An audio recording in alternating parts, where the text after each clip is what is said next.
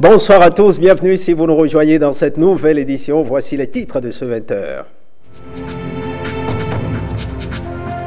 Renforcement de la coopération entre l'Inde et le Bénin, le nouvel ambassadeur et le ministre des Affaires étrangères ont échangé notamment sur les projets en cours de réalisation au Bénin, à suivre dans cette édition.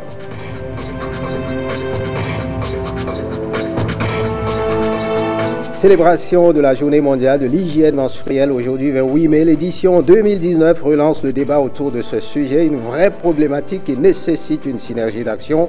Jean-Claude James nous en parle.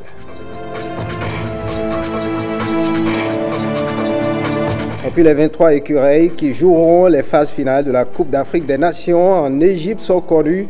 Le sélectionneur Michel Dussuyer a rendu public sa liste aujourd'hui. William Bassabi est déjà sur ce plateau pour analyser le choix de l'entraîneur des écureuils. Bonsoir William, cette liste de Michel Dussuyer, très attendue, en fait connue. Oui, elle est connue et pratiquement, on va dire, toutes les forces vives du football national sont presque toutes représentées, mais il y a également des joueurs qui manquent à l'appel. Donc, on aura, bien entendu, dans le courant de ce journal, à revenir sur les enseignements tirés de cette publication. Merci à vous, William Bassabi, à tout à l'heure. Parlons d'abord de ce dialogue souhaité. Le comité de mobilisation pour la paix, CMP, invite toutes les forces politiques du Bénin au dialogue souhaité par le chef de l'État dans le cadre de la situation socio-politique actuelle. C'est à la faveur d'un point de presse tenu à Cotonou, suivant un extrait de la déclaration lue par Lucien Medjiko, président de ce comité. Il est au micro de Lénaïque Agbazaou et Jules Akoiko. Vous l'aviez voulu et l'aviez demandé devant de nombreux rois venus de tous les 4 coins du pays et présents à une audience que vous aviez bien voulu leur accorder le jeudi 25 avril 2019. Nous étions là, Monsieur le Président, présents à leur côté. Ce jour-là,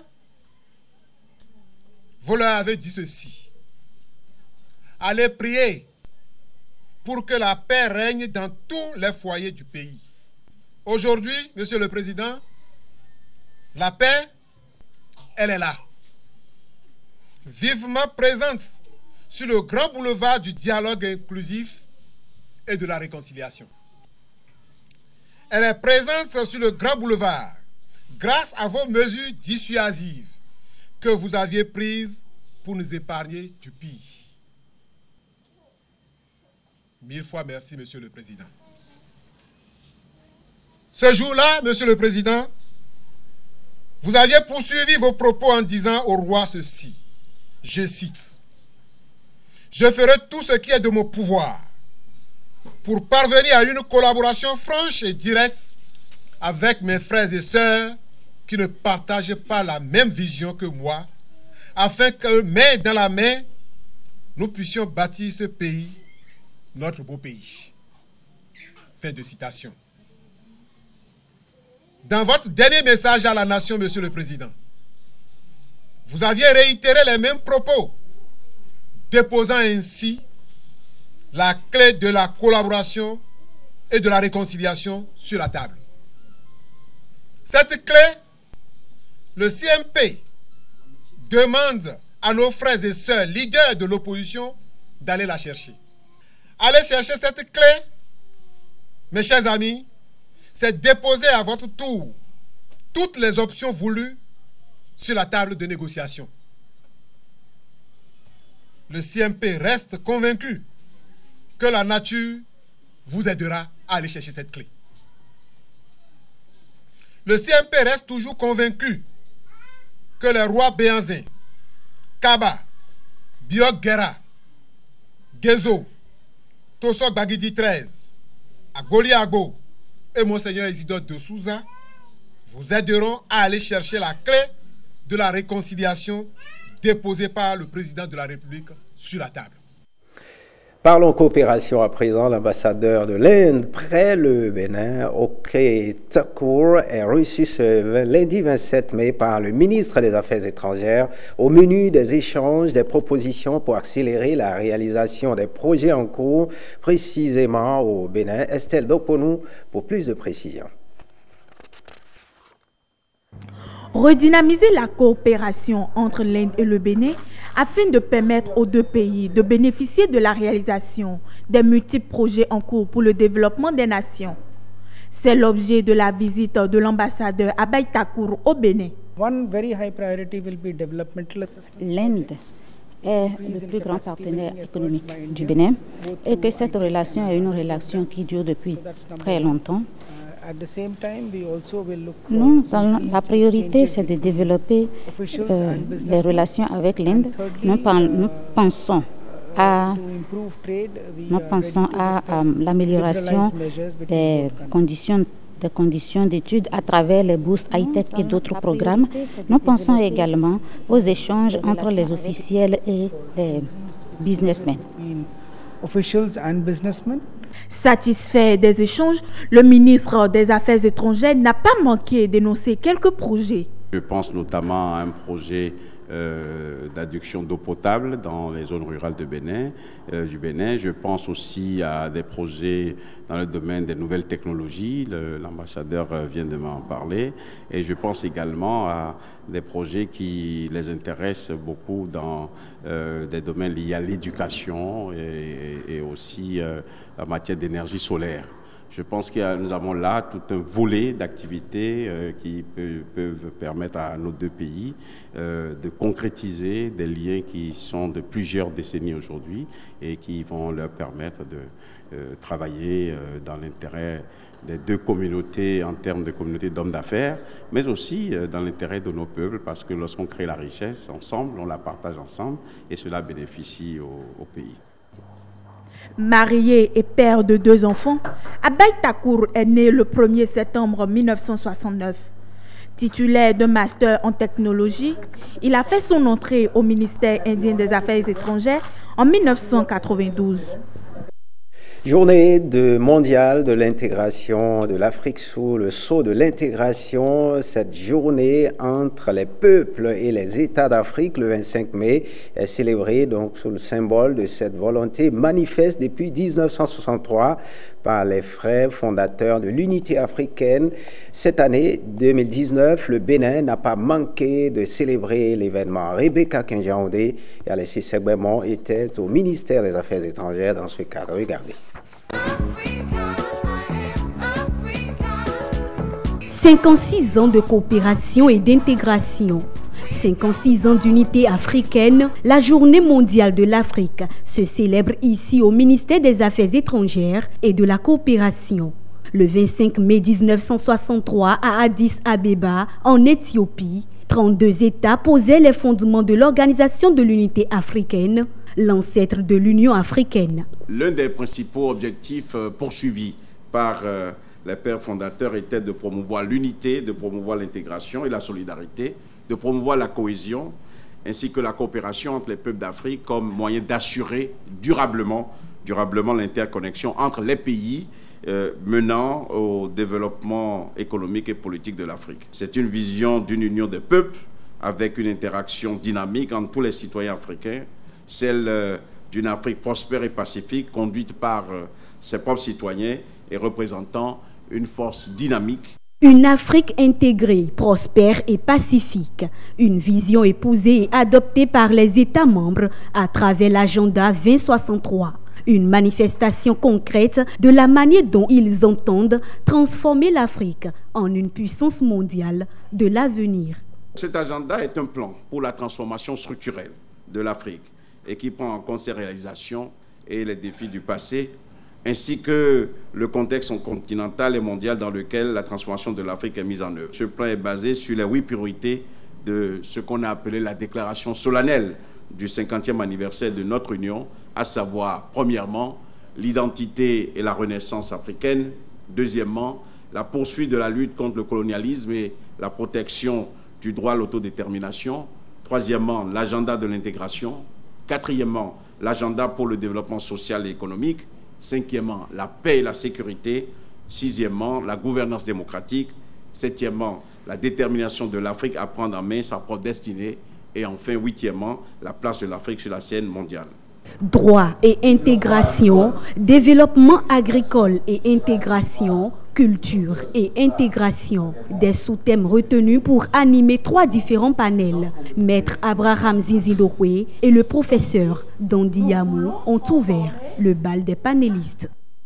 Et puis la question du suivi des droits de l'enfant au cœur d'une rencontre depuis ce matin au Champ d'Oiseaux à Cotonou. Il s'agit de la 4e table ronde annuelle entre la société civile et le gouvernement sur l'évaluation du niveau de réalisation à la promotion des droits des enfants au Bénin. La rencontre est organisée dans le cadre du projet de renforcement de la société civile pour le suivi des droits des enfants. Les détails avec Michel Egbe et Aurélie Sautin. La table ronde annuelle Société civile-État est à sa 4e édition. Elle se veut une rencontre d'échange entre le gouvernement et la société civile sur le suivi des droits des enfants au Bénin. Il s'agit en effet pour les différents acteurs participant à cette rencontre d'évaluer le niveau de mise en œuvre des recommandations issues des comités des droits des enfants. Nous avons l'habitude d'élaborer des rapports périodiques à ces experts. Et dans ce cadre, nous nous retrouvons pour échanger afin d'améliorer les rapports pour les prochaines fois. Et nous avons aussi profité pour faire un plaidoyer pour qu'il y ait un comité interministériel, c'est-à-dire un répondant du gouvernement à qui la société civile peut s'adresser à tout moment. Parce que quand il faut aller à ces réunions au niveau international, il faut que le gouvernement soit là, il faut que la société civile soit là, il faut qu'on parle le même langage au niveau de ces experts et ne pas aller en rang dispersé. Et c'est pour ça qu'on se réunit, qu'on organise annuellement ces tables rondes pour échanger. À ce niveau, on peut dire que ça avance quand même, mais il reste encore beaucoup de choses à faire. Parce que quand on rentre en dehors de Cotonou, le Bénin ne se limite pas à Cotonou. Il y a encore des enfants qui ne sont pas à l'école. Il y a encore des enfants qui sont dans les marchés. Il y a encore des enfants qui sont victimes de traite transfrontalière. Alors il faut travailler à ce que ces enfants ne subissent plus ces violences. Cette table ronde a été l'occasion de primer 19 structures membres du Forum des organisations des droits de l'enfant au Bénin, FODEB. Elles se sont faites remarquer par leur engagement dans le domaine de la protection et de la promotion des droits de l'enfant. Ce chèque va nous permettre de nous professionnaliser, de nous spécialiser pour pouvoir rentrer dans le processus de labellisation qui est lancé par la Maison de la Société Civile. L'activité a été rendue possible grâce à l'appui de plusieurs partenaires également acquis à la cause de l'enfant. Lutte contre le mariage des enfants, tolérance zéro. Depuis le lancement en 2017 de la campagne tolérance zéro au mariage des enfants, le constat est qu'il y a un engouement des différentes parties prenantes pour réduire le phénomène, voire l'éradiquer. Le point des actions menées envisagées a été fait à Cotonou. Blaise Adampo et Bernard Diawé. En 2017, les statistiques sur le mariage des enfants étaient non reluisantes. Au Bénin, 3 filles sur 10 sont mariées avant 18 ans et 1 sur 10 le sont avant 15 ans. Face à la situation, il a été nécessaire de prendre des mesures adéquates. Ainsi, en juin 2017, la campagne nationale Tolérance Zéro au mariage des enfants est lancée par le gouvernement. 2 ans après, les résultats en disent long. La collecte des données organisée dans des communes du Nord a relevé une diminution de cas de mariage célébrés avec des enfants. Ce taux est descendu de 14% jusqu'à 3,27% pour la commune de Gogounou. Et quand nous allons pouvoir généraliser, nous irons au-delà de nos interventions des cibles. Je suis sûr que ces statistiques qui sont a priori alarmantes devront quand même revenir un peu à la baisse. La cérémonie de ce jour vise à donner un nouveau souffle à la lutte contre le phénomène. Il s'agit d'inviter chaque partie prenante à jouer sa partition pour la réussite du programme. La présente rencontre nous permet de faire le point de toutes les actions qui ont été menées depuis le lancement de la campagne à ce jour, afin de partir des progrès réalisés pour envisager des perspectives relatives aux actions futures à mener en vue de réduire substantiellement ce phénomène, voire même de l'éradiquer. Nous sommes très fiers d'être associés à ces activités d'UNICEF et du ministère des Affaires sociales et des microfinances. Nous sommes aussi convaincus que ce sont des pratiques tenaces. Il reste encore du travail à faire pour atteindre les objectifs visés de la campagne nationale Tolérance Zéro au mariage des enfants. À cet effet, les populations sont invitées à dénoncer les cas de violence et d'abus sexuels. Et on parle de l'hygiène menstruelle. Il est temps d'agir. C'est le thème de la Journée mondiale de l'hygiène menstruelle, célébrée chaque 28 mai. Plusieurs ONG, en collaboration avec l'Institut national de l'eau, se sont donné rendez-vous à l'université d'Abomey-Calavi pour la célébration de cette journée. Leur souhait est que cette problématique soit prise en compte au plus haut niveau. Jean-Claude James et Monique Toron. La menstruation, sujet encore tabou au Bénin, avec comme conséquence 66% des filles qui n'ont pas la bonne information en ce qui concerne sa gestion selon l'UNICEF. En célébrant cette journée mondiale de l'hygiène menstruelle, les ONG Mafoubo Bénin et Ecofemmes appellent à l'action. Comme l'indique le thème de cette année, It's time for action. Il est temps d'agir pour ne laisser personne de côté. Ensemble, assurons l'accès à l'eau et aux infrastructures sanitaires pour toutes les filles et femmes. Ensemble, donnons à toutes les filles et femmes les moyens de réaliser leur plein potentiel. Ensemble, brisons les mythes et tabous.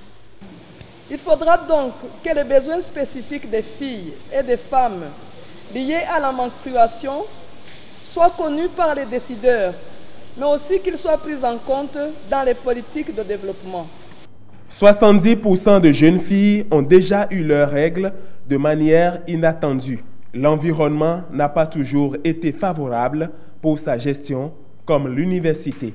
La célébration de la Journée mondiale de l'hygiène menstruelle, édition 2019, est donc une opportunité qui est ouverte à la communauté universitaire pour dialoguer sur l'environnement de l'hygiène menstruelle à l'université d'Abomey-Calavi, attirer l'attention des jeunes chercheurs sur des thématiques aussi variées qui ne sont pas suffisamment explorées et qui pourront faire l'objet des mémoires de licence ou de master dans plusieurs entités de l'université. La Journée mondiale de l'hygiène menstruelle, c'est une façon de susciter un autre regard sur la menstruation, un processus biologique naturel. Parlons de nous-mêmes à présent. Les professionnels des médias étaient samedi au stade de l'Amitié pour découvrir l'une des nombreuses disciplines sportives que pratiquent les Béninois. Il s'agit de la gymnastique. C'est à la faveur des Journées médias à Bénin, édition 2019. Jean-Claude James et Ernest Tétégou nous font le point de cette séance très rythmée. Regardez. Athlètes circonstanciels, ces professionnels des médias se sont plutôt bien débrouillés au cours de cette séance de gymnastique. C'est le rendez-vous sportif des Journées médias Bénin, JMB 2019. Il faut dire que nous avons initié cette activité juste pour donner l'occasion aux acteurs des médias de découvrir toutes les disciplines sportives qui se pratiquent au Bénin. C'est pour cela qu'à chaque édition, nous changeons de discipline sportive.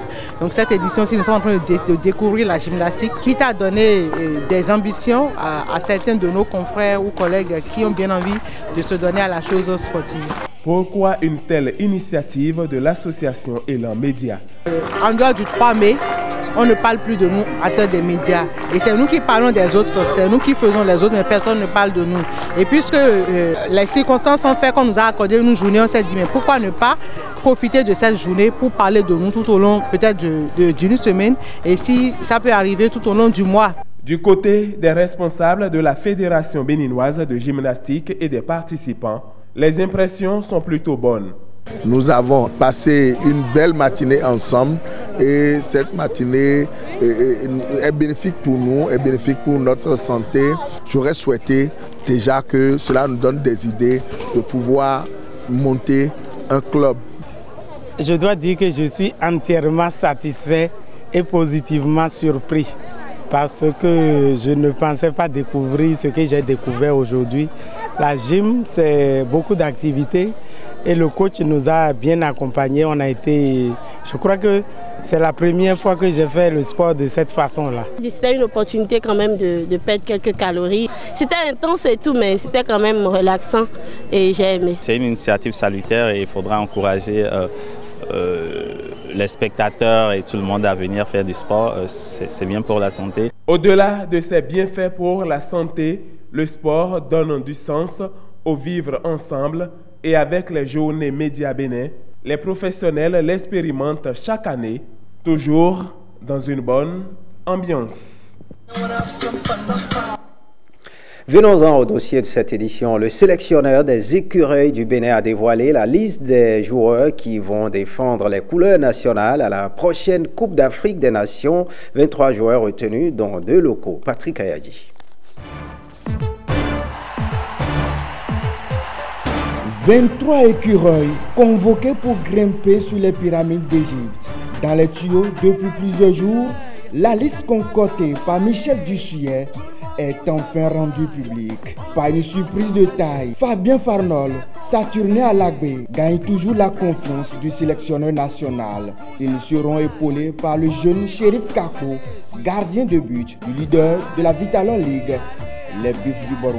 Le deuxième joueur local promu par le technicien français est le défenseur Rodrigue Fassinou, sociétaire de l'association sportive du port autonome de Cotonou. Il sera dans son secteur aux côtés des habitués de la sélection que sont Olivier Verdon, la recrue du Deportivo Alaves en Liga espagnole, Khaled Adenon, Emmanuel Imorou, David Kiki. La colonie béninoise en France sera complétée par Salomon Junior, Moïse Adiléo et Barazé Seydou. Au milieu de terrain, les joueurs retenus ont pour nom Cécile Dalmeda, Jordan Adeoti, Maman Seibou. Ils vont créer l'osmose inébranlable avec la technique secrétée par Stéphane Sesseyon, capitaine des écureuils. Tidjane Yanan, Rodrigue Kossi, des joueurs qui évoluent en Afrique du Nord, doivent cravacher pour un probable renversement des rapports de force. L'attaque est composée de Steve Mounier, Michael Poté, Joel Deldossou, David Digla, Désiré Azanfo. Ils vont forcément bénéficier des passes décisives de Sergio Soukou, un expatrié qui a crevé l'écran à Cotonou face au Togo. Si la majorité de l'effectif découvre la phase finale de la CAN, Khaled Adenon, Emmanuel Imorou, Michael Poté et le capitaine Stéphane Sesseyon restent les rescapés de la dernière participation du Bénin dans la plus prestigieuse des compétitions africaines. Voilà, William Bassabi, 2 joueurs locaux dans cette liste donc de Michel Dussuyer pour le compte de la Coupe d'Afrique des Nations en Égypte. Quel décryptage faut-il faire de cette liste? D'abord, il faut dire qu'en termes de surprise, il n'y en a pas eu, puisque la liste était vraiment attendue dans les milieux footballistiques. On sait que c'est une étape assez importante avant le début de la compétition, la liste ou la pré-liste. Le sélectionneur a voulu directement, je dirais, délivrer tout le monde, puisqu'il a publié la liste des 23 et bien sûr les réservistes qui pourraient être appelés au cas où les 23 que Patrick Ayadi a présenté, il y avait des soucis, notamment de santé ou peut-être d'autres raisons qui amenaient un joueur à être défaillant. Alors je disais tantôt qu'il n'y a pas eu de grande surprise parce que l'entraîneur a fait confiance pratiquement au groupe qu'il a conduit depuis qu'il a pris les destinées du 11 national. Vous vous souvenez, c'était déjà face au Togo. Ensuite, il a fait la double confrontation face à l'Algérie, la Gambie du côté de Bakao et puis ce match décisif face au Togo. Alors, je disais d'entrée qu'on retrouve pratiquement toutes les forces vives du football béninois, que ce soit à l'intérieur comme à l'extérieur, puisque ne manque à l'appel que Djima Koukou, qui aujourd'hui a une situation personnelle un peu délicate parce qu'il n'a pas de club, et bien entendu des joueurs qui s'étaient mis en marge de la sélection. Je veux parler de Rudy Gested et puis d'autres qui ont raccroché, comme Gounongbe. Donc, en dehors de cela, on se rend compte pratiquement que toutes les forces vives sont là. Alors, toutes les forces vives sont là. Une équipe, c'est bien sûr le gardien de but, c'est l'arrière-garde et c'est aussi la charnière centrale. Quand on prend le gardien de but béninois, Fabien Farnol, est-ce qu'on l'attendait à ce poste? Est-ce qu'on s'attendait à ce que le coach lui fasse confiance? Bien entendu, puisque le seul match que Fabien Farnol n'a pas fait, c'est le match face au Togo. C'est pratiquement, on va dire, le numéro 1 dans la hiérarchie de Michel Dussuyer. Donc ce serait un peu bizarre qu'il ne figure pas sur cette sélection. Donc il est revenu, il avait eu une pubalgie. Mais toujours est-il qu'il n'y a pas que Fabien Farnol. Pour une Coupe d'Afrique des Nations, il faut un groupe. Et c'est en cela que, bon, au-delà de tout ce qu'on peut dire, on doit maintenant passer à l'étape la plus importante, se préparer pour être prêt le jour J. Alors, d'aucuns pensent aussi de manque de rigueur de notre défense, la défense des écureuils. Est-ce que l'entraîneur pourrait donc faire autre choix que ce qu'il a fait? Non, je ne crois pas, même si, à mon humble avis, dans notre championnat, quand on regarde, il y a la possibilité de piocher encore un ou deux joueurs supplémentaires. Je pense notamment au capitaine des Buffs du Borgou, Nabil Yarou, qui est un joueur par ailleurs expérimenté, qui aurait pu apporter, à mon avis. Mais le coach sort demain à partir de 13h pour apporter des explications sur ces différents choix. Devant la presse, sera au ministère des Sports, donc on aura l'opportunité de mieux comprendre les éléments qui l'ont motivé à choisir son groupe. On sait que pour un choix de groupe, je le disais tantôt, il y a plusieurs paramètres, dont la cohésion, mais également le vécu. Mais il n'y a que Koudous, nous n'avons pas suffisamment de forces vives en dehors de celles que nous avons là présentement. Il y a eu un temps une question concernant les binationaux, notamment Jules Koundé, Daba qui est au PSG, Koundé est du côté de Bordeaux, mais ces joueurs sont encore dans le viseur de l'équipe de France, leur terre d'accueil, leur patrie d'accueil. Donc voilà, on fait avec ce que nous avons. Maintenant, il faut se tourner vers la préparation de la CAN. Alors, quand on prend l'attaque, c'est vrai, avant donc cette CAN, de voir cette CAN, il y a Stéphane Sessayon qui va manquer au groupe. Déjà, à la première rencontre, le premier match, Stéphane Sessayon ne sera pas de la partie. Je pense que c'est un coup dur, ça, on l'a tous vécu, notamment lors du match. Est-ce qu'il y a du répondant?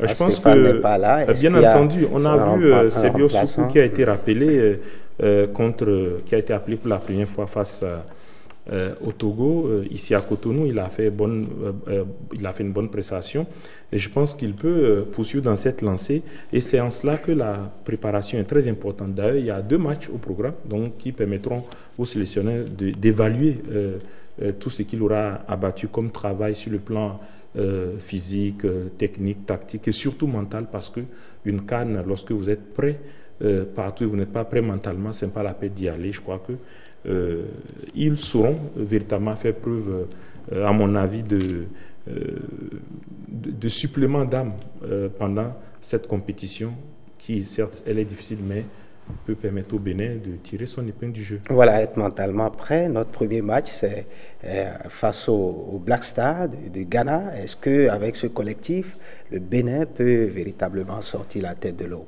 Je pense que dans ces genres de compétition, tout le monde sait que le premier match est important. On ne va pas regarder la carte de visite de l'adversaire en face, le Ghana, pour, disons... D'aucuns disent que le Ghana est en reconstruction et que le Bénin Non, je ne pense pas. Le Ghana a ses cadres, notamment Ayou, mais Diana Samoa. Mais toujours est-il que si un travail méthodique est fait pendant la préparation du côté du Maroc, eh bien, je reste convaincu que le Bénin pourra faire une bonne CAN. En tout cas, relever un challenge, comme l'a dit le coach, remporter la première victoire du Bénin dans cette compétition. Merci à vous, William Bassabi. Et suite de cette édition, le ministre du Cadre de Vie, en collaboration avec l'Organisation des Nations Unies pour l'éducation, la science et la culture, vient de lancer la première édition d'une compétition scolaire dénommée Concours scolaire sur les changements climatiques, un concours qui vise à mieux comprendre le phénomène et à susciter des vocations chez les apprenants. William Tchoki nous en parle. Le climat change, la température augmente, la terre se réchauffe. Des défis de notre temps, des phénomènes très peu connus par la grande masse, comment briser cette méconnaissance des choses climatiques chez les populations. Au ministère du Cadre de Vie, on a choisi d'abord toucher la jeune génération, les apprenants des classes de 5e et de 4e, à travers un concours scolaire sur les changements climatiques. Tous les acteurs de l'école sont invités donc à aider l'institution scolaire à non seulement exposer les problèmes climatiques avec tous leurs tenants et aboutissants, mais surtout à produire une prise de conscience collective et généralisée empreinte de comportements écologiquement responsables. Le présent projet de concours est une opportunité exclusive. Nous voulons accorder une attention particulière à la couche juvénile de notre pays en organisant un concours scolaire sur les changements climatiques. C'est un concours qui veut inciter les élèves à la recherche de vraies informations sur les changements climatiques, leur faire prendre conscience des enjeux, des défis et des opportunités de la thématique, encourager en eux l'excellence et la compétition. Nous voulons susciter également des vocations chez nos enfants. Le changement climatique aujourd'hui et tout ce qui tourne autour du développement durable constitue le créneau porteur de l'avenir. Et nous souhaitons que nos enfants s'engagent dans cette voie pour garantir aux générations futures une meilleure vulnérabilité. Cette première édition de ce concours ainsi lancé va se dérouler en 2 phases. Une phase départementale de composition écrite, puis la phase finale des 12 candidats présélectionnés sur un plateau de télévision avec de nombreux prix à gagner. Fin de ce journal. Merci de l'avoir suivi. Retrouvez Awa Chérif à 23h30 pour l'édition du soir. Bonne suite des programmes sur l'ORTB. Passe en vous.